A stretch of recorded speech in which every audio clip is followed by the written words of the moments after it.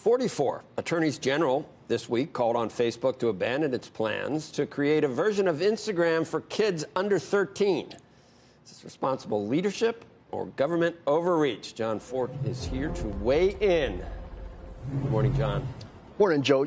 This is responsible leadership. So somebody had to speak up about social media's impact on young kids. And it's not like the AGs just went on a rant. They made a reasoned argument based on research, including a medical journal that noted the correlation between the rise in teen smartphone use and a rise in mental distress. Teen suicide and self-harm are on the rise, especially among girls. Part of the issue here is unhealthy self-image, and images are what Instagram is all about. So why is this something AGs should weigh in on? Well, they're the top law enforcement officers in their states. Their responsibilities include public safety, and this is a public safety issue for kids, as the research shows. You could argue this is a lot like flavored vape pods, which are banned in many states for a similar reason. The flavors appeal to kids, the tobacco is harmful, and the nicotine is addictive. We don't need preteens hooked on Instagram.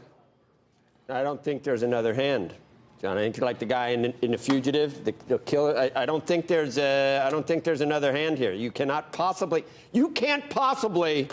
have reasons on the other hand. There's no way. Well, Joe, on the other hand, this whole thing sounds an awful lot like a system other than capitalism, doesn't it? I mean, cops pressuring business, not for breaking the law, but for violating societal expectations. Now, look, don't get me wrong. My son's 13 next month, no phone, has 0 social media accounts. And you know what? He doesn't really care. Why? Because we made sure he has good friends in real life. But still, AGs should not be Silicon Valley product managers. That's not their lane.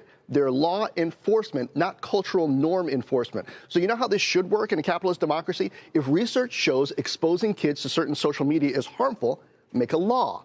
Lawmakers, not AGs, should get together and craft fair, universal, enforceable rules. And then the AGs can enforce that law. Because otherwise, it's a slippery slope. Like, Google has YouTube Kids, and there's been a history of creepy content and radicalization on YouTube, but the cops leave them alone. But Instagram Kids is a problem before they even launch it? I don't think so, Joe. Okay, if you're going to pick on the AGs, I get that point. So maybe it's not that government regulation is bad. It's just do it in the right way with actual legislation instead of letting the AGs. But you know what else you just said, John? And I'm not going to hold my breath.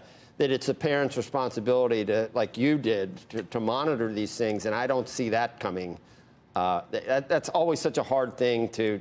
It's easy to say, but it's just hard to get done. I think we'd be doing better with schools and education and everything else if we had more parental involvement. But that's tough. Well, but, Joe, government's got a role there, too, in setting standards even within the educational environment. I mean, I remember in the 80s, Arnold Schwarzenegger and Reagan were trying to get us all fit, and there was time in the day for that. There can be time in the day for influencing the way we use the resources at our disposal, especially if there's research showing a health effect. I just think, we got to go back to the Constitution and how this society is supposed to be structured. There's a certain group of people that makes laws. It's not judges and it's not cops. Shepard Smith here. Thanks for watching CNBC on YouTube.